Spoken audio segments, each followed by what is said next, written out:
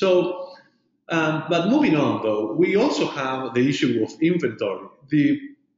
We had those DIDs, and that it was kind of managed. It worked all right, although it needed quite a bit of micromanagement. Now, with the introduction of physical inventory, we're wondering if Greentel needs a full-on inventory system and then integration with the current billing system. That would be a headache. With jBilling, we have native inventory management, asset management. So we can have phone numbers and we can have phone sets. And they both have very different needs when it comes to the data that they basically describe them. So a phone number is mostly just a number, and then we need a status too, right? We need to know if that phone it's available or maybe in quarantine because it belonged to someone a few days ago, but we really don't want to give it to someone else right now. It's going to get a lot of bad calls. So, but that might do for a phone number. Maybe we can have a provider or something like that. Now, with phone sets, it's a very different type of asset. We can have a model, a serial number that would uniquely describe color, location, and so on. Now, so we have two fairly different assets, but in a way they behave quite similarly, right? Because we both those assets we do give to customers. So in both cases, we want to know when the asset transitions from being available, say in a warehouse or in a database of available phone numbers, to being assigned to a customer, and to which customer is that assigned. So there's a common behavior, but there's a lot of configuration areas that we need open so we can easily add new type of assets. Those assets could be even software licenses, any kind of physical goods, phone numbers, SIM cards, and all sorts of things. We simply describe them in jBilling through metafields. That's a big configuration power of jBilling. We have metafields in everything that there is in the database. And we also have those the ability to track individual units of those assets and then see who has them, what's the status, can I sell it, should I not sell it, should I activate something related to provisioning because I just sold a phone and now I have to activate the phone line to that phone number. So there's a lot of things that are beneficial from having inventory management as a native feature of a billing system. But let's take a look how that looks in jBilling. Okay, great. So the asset management feature is also under the product tab. So for example, here I have physical phones, which is a category on its own. And I have multiple assets that I can manage underneath that category. One of them is phones. So I'll simply upload first a batch. So there's multiple ways you can add an asset. You can add it manually through the UI. Like one by one. One by one, or through an API, or you can upload assets using a CSV file. So let's upload a file here that I have ready called assets. If I click on upload. So I have a vendor that provides me with DIDs or something like that. They send me a file and I can upload that file. Absolutely. So I just uploaded 92 assets right now, and it took, as you can see, it was very quick.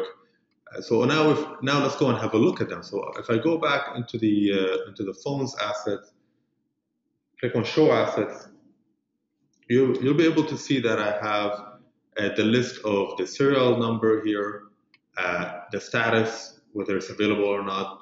They can belong to Greentel.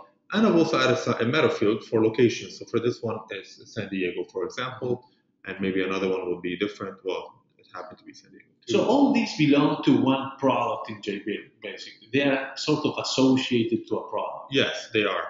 So how do we create that though? So under the category itself, if I edit the following,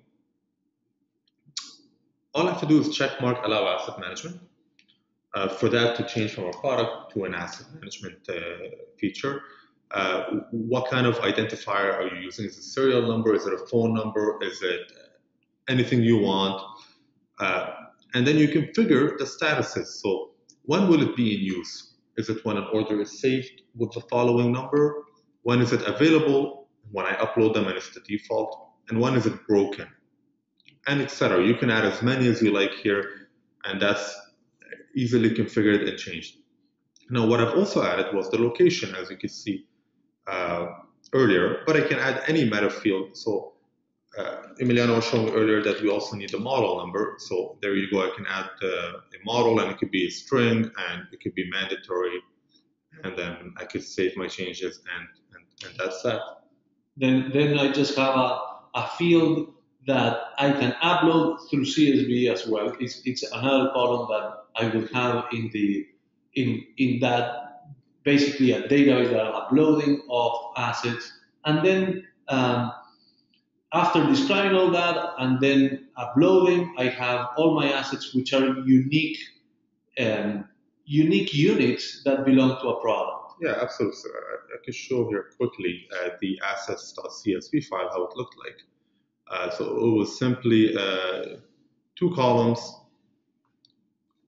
Let me zoom in a bit. It was simply two columns, one for location and one for a serial number, which we've configured. And I've clicked on upload, and that was that. So if I have a vendor that sends me a file with 10 columns, I just have to describe those 10 columns, upload, and the system will upload them. As easy as that. Yeah. Great. So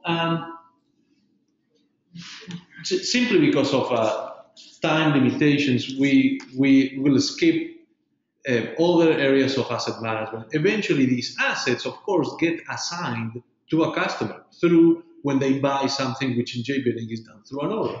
So all that we're not doing, but the asset management includes assignment, and then through assignment we link a potentially usage, a CDR, a call detail record that comes. We might guide that CDR using an asset like a phone number. That's a typical scenario that we've found very useful for telcos.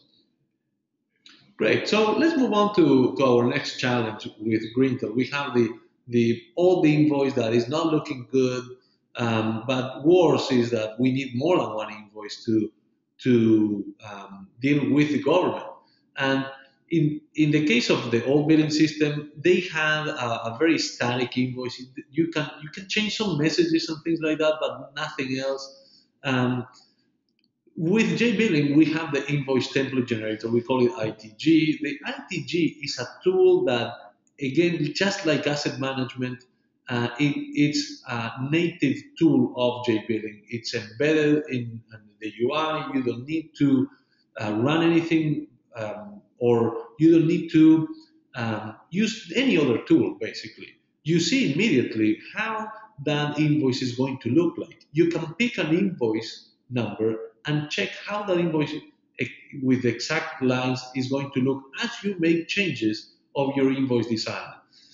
Because it's a tool for invoices, then it already knows that you're going to need a header, you're going to need the invoice lines, you're going to need the potentially usage section with calls or whatever other usage your company has, and all that we deal with without having to write any code or being a technical person in any way. You can simply use this tool. Now, there is also an option, which is you could call a Jasper report. You can call it when as a sub report, as a section of the whole invoice, and that can help a lot when it comes to displaying arbitrary data that is very unique to your company. Let's take a look to ITG in jBilling 4. Okay, great. So ITG, like Emiliano explained, is a very powerful tool and allows a non-technical person to modify and create an invoice.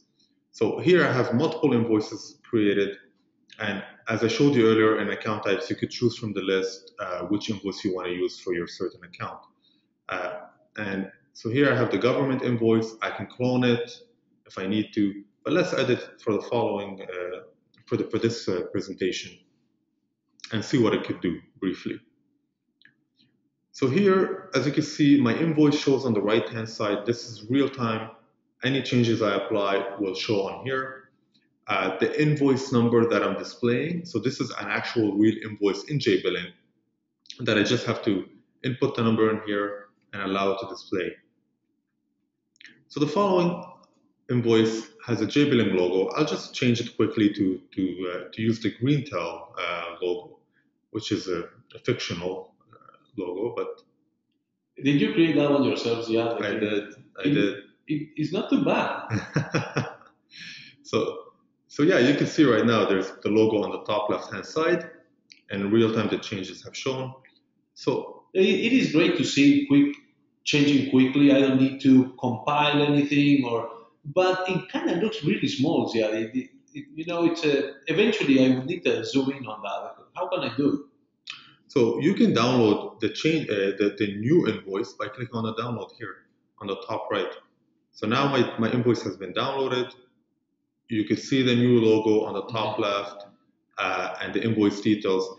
And as you can see, this invoice has the call detail record information on it. So, and with the rates. So the rates were calculated via the rate cards, which we showed earlier.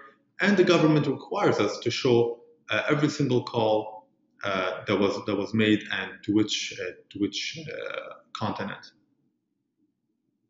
Excellent. So I get to fully test my invoice design with just a click. Absolutely.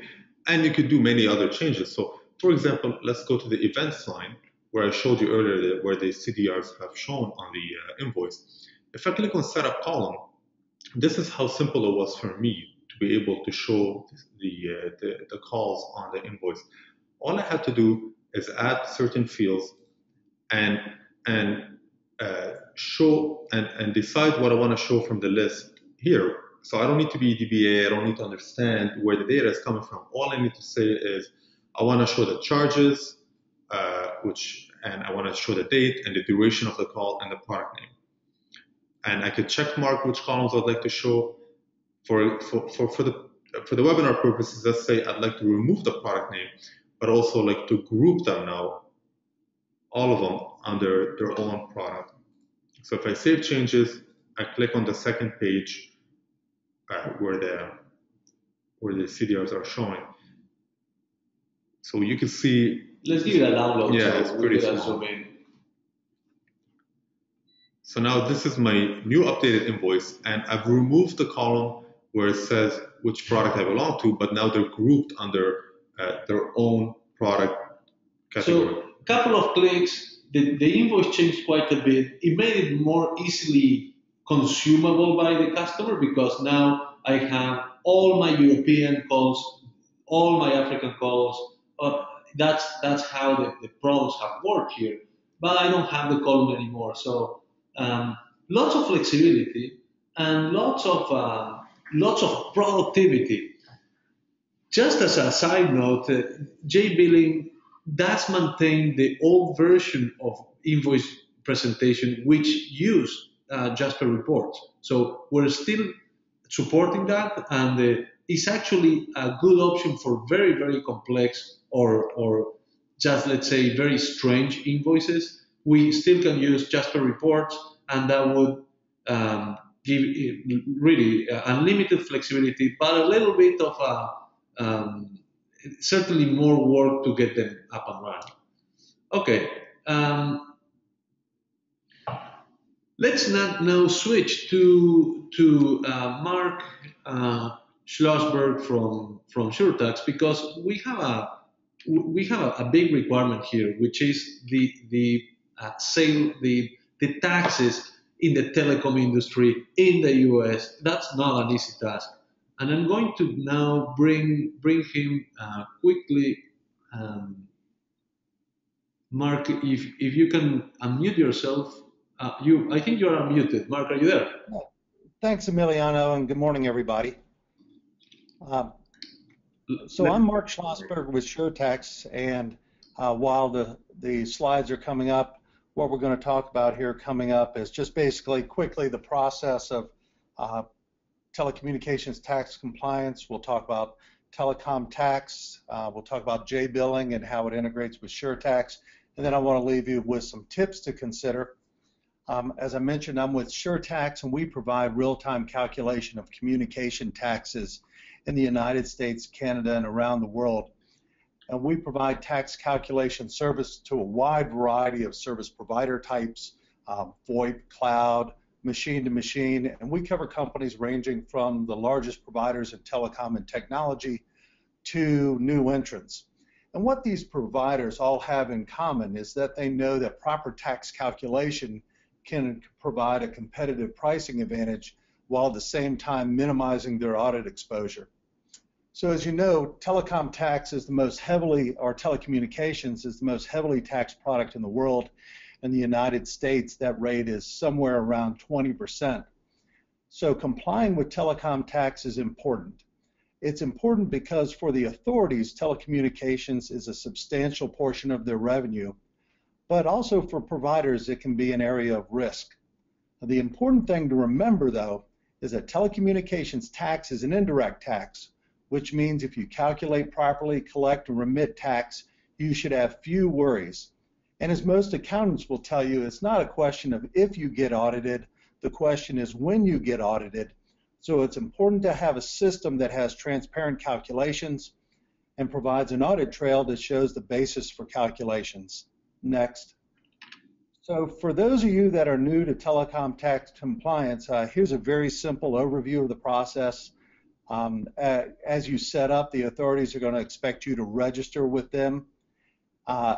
And once you register, you'll provide services. And the services you provide will have tax consequences. And these tax consequences will need to be calculated and described and presented to your customers. You'll invoice your customers for the taxes due and collect funds. And then your compliance team will generate reports and file with the appropriate authorities showing the amount of tax that you owe, and you'll remit funds. And then the cycle starts again. So as you can see, tax calculation is intimately tied to the process of the billing system in terms of getting transaction detail in and sending consequences back out to the customer for invoicing and collection. The next slide. About telecom tax rules. Make no mistake, telecom tax rules can be very complex. Within SureTax, we have over 600 different rules that cover over 7,000 jurisdictions, and at least monthly we have some changes to those rates and rules, and these are tracked by our data research team at CCH. So as you can see, as your business expands, this whole notion of taxing can be fairly complex. There's also a notion that we come across with service providers that, hey, all this is on the internet, or this is new and our services aren't taxable. And I have to tell you, that is almost always not the case. And although there are de minimis rules, before you make the assumption that your services are not taxable, you want to consult with your compliance team to make sure that that is indeed the case. Next slide. So SureTax loves working with a company like jBilling. jBilling knows that tax calculation is a serious matter, and it requires more than just a data table and a quick one-time calculation. So you can see that SureTax integrates into jBilling through an API. So as your transactions come into jBilling, they're communicated to SureTax, and the SureTax tax calculation engine looks at tax type, determines nexus, looks at the details of the transaction. Then the taxes are calculated, descriptions are generated, and sent back to jBilling for billing and collection.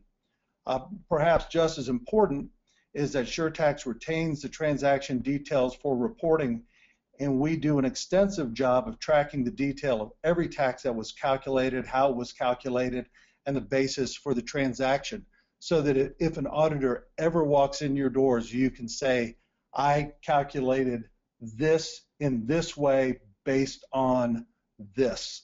And that helps to minimize your compliance risk. So in short, telecom tax is complicated. It's an indirect tax, so why not calculate it properly up front? It gives you a competitive advantage, it reduces your risk.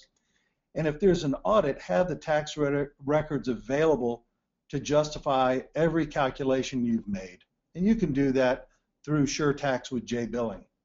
And as a last word of advice, I know a lot of people seem overwhelmed by the compliance process, and there is a lot, and that second slide that I showed you is a very oversimplified view of the world.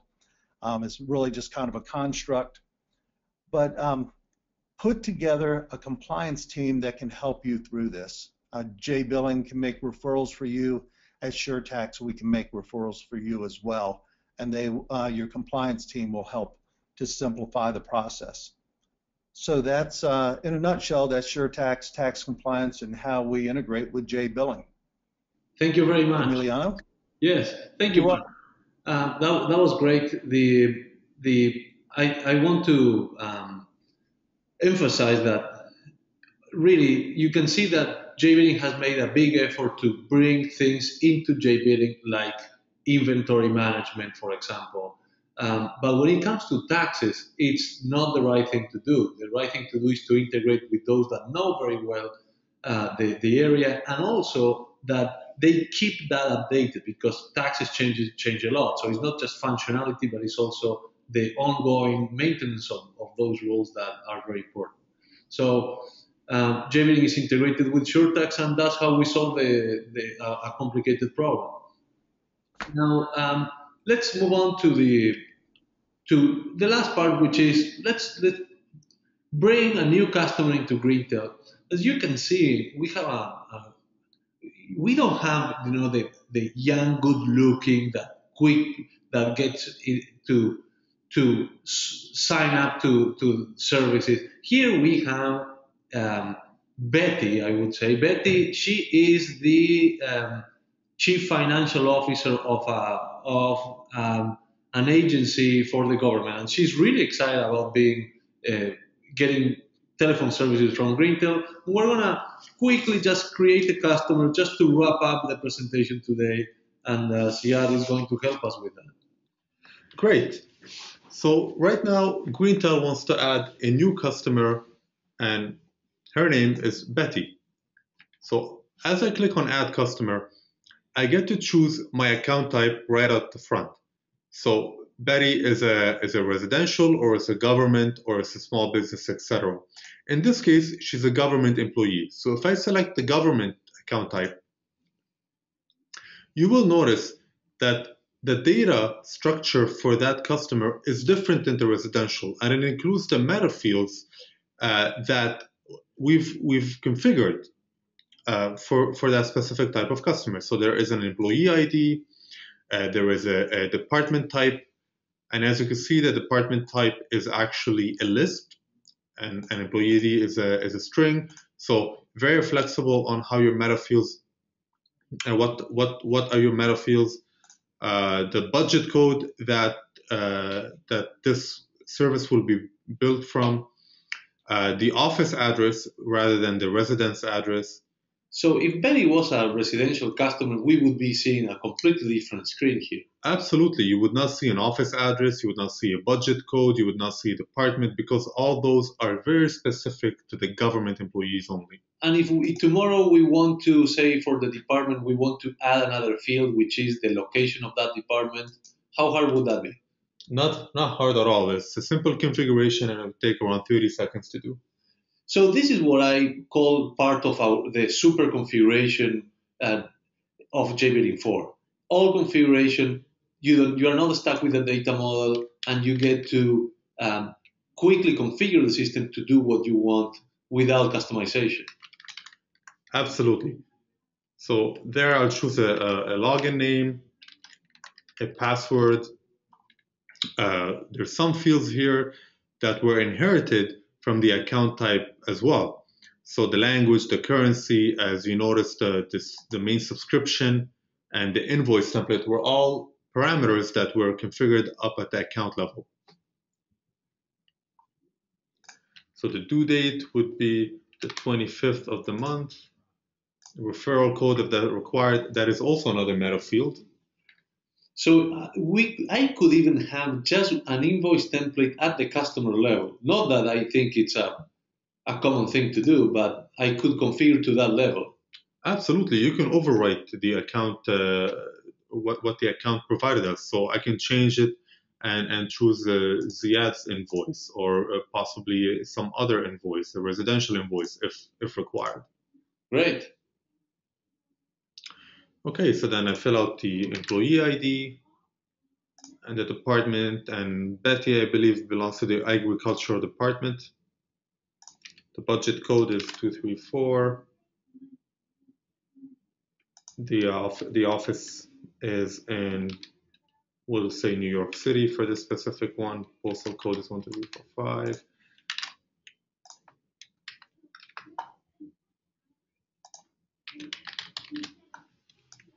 So just filling out the regular information that you would need for a specific customer.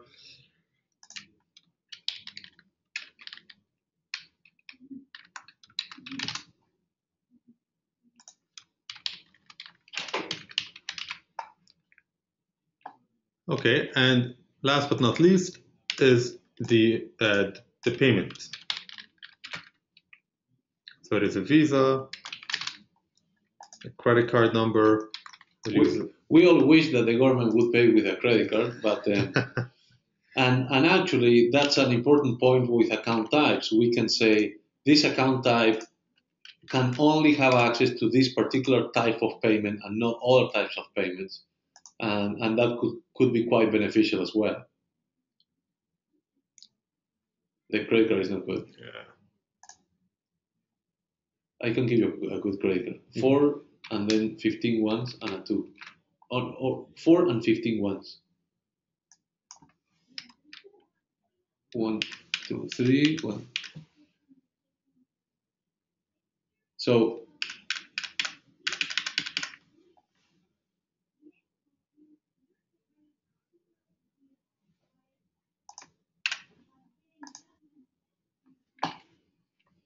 okay, so now Betty is added, and as you can see here, she's an active customer.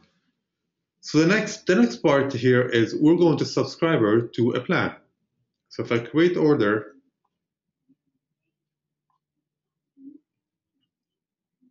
simply go to the plans tab and choose the unlimited call anywhere. So she will have access to call internationally and nationally within the $120 a month included.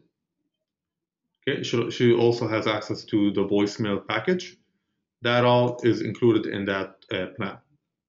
Ziad, these forms are all good, but what if I wanted this exact thing to happen, but from a different system that calls jBilling through an API? Yeah, so absolutely. Anything we are doing here using the GUI can be done via an API. jBilling has over 150 API methods that could be used for all sorts of provisioning or plan changes or integration with an order management or a ERP, etc. So we're very flexible about using APIs.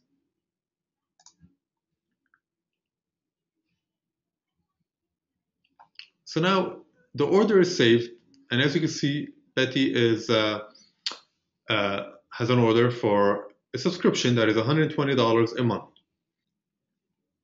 And now let's go and run a fake billing run. Now before we do that, I'll just disapprove one that I've already ran.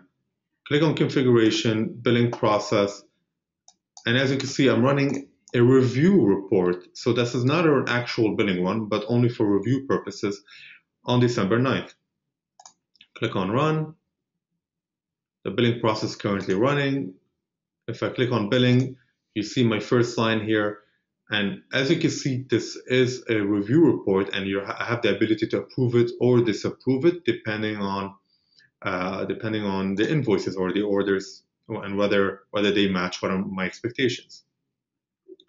So if I click here, you'll be able to see some of the clients that would be billed within that order period and their invoices. And you'll be able to check the invoice, the amounts, what they were billed for. And if you like what you see, you can go back to billing and you can approve, or if it doesn't look correct, you could disapprove, say yes, make changes and rerun it again, and so on. You notice two things. You notice now that the amount is not 120 per se, it's 128.40, and that's because it was prorated. I see. Yeah. So jBilling has the ability to prorate an invoice depending on when you signed up. So if Betty signed up a bit early or in the middle of the cycle, jBilling automatically will prorate that. If you download the PDF, there's the invoice, the green tail logos on it, the plan that Betty signed up for, voicemail access, and if there was any CDRs or any call detail record, they'll be viewed here. Great. All right. Thank you, Ziad. The important parts were all the configuration that we've done so far.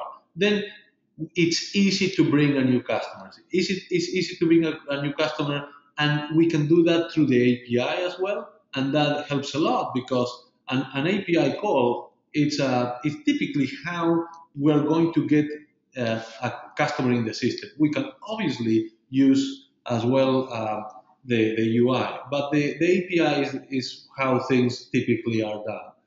We could even use our new mediation migration tool to migrate from a legacy system.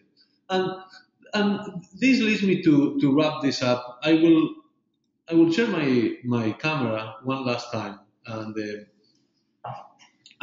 wrap this up with saying that jBilling 4 it's been released last week. It has 13 areas that we improve really, or either start from scratch, like with the asset management and with also with inventory and so on, and others that we had before, like we had plans in jBilling 3, but now we have nested plans, editable plans, and all sort of extra features for plans. So we got simplified product management and super configuration to configure everything we want and really get into new businesses, into new markets, launch new products, do discounts, marketing, display invoice differently, all that without having to customize anything, and consume all this super flexible billing system as a service. So we do not need to install or maintain a complex software mission critical component of our infrastructure, and we can reduce getting the system up and running by a factor of 4. So having said all that, I want to answer a few of the questions. Let me get to the question section. Let's start with one from Gennaro. He says, the fields available to be included are extendable in some way. So I believe, Gennaro, you are talking about the invoice presentation, the ITG, and you say, for example, assume we want to show in the invoice the last day of the billing cycle. Okay, so in the ITG, you have pretty much everything that is in the database available as variables. So those are parameters that you can, as you enter a piece of text in ITG, you can then put $sign and the name of a variable, and that is replaced in real time by the data that is coming from the database. And you don't need to wonder which variables there are because there is a nice inline help that shows a list of all the variables. So thank you for that question. Another question would be, if you had to describe the most important, one single feature that is the most important in jBilling 4, which one would it be? And that is a tough question. I would say probably what took us the most time was the mediation and the rating um, part, because that we rewrote. The rate cards from jBilling 3 have nothing to do with the rate cards of jBilling 4. You can add new columns. You can then tie that to mediation, and then the mediation can be distributed across n number of servers. That allows for scalability, but you see that it's tough to do that because we need to distribute that business logic across different nodes. So that presented a tough environment to well, it's just a tough technical requirement.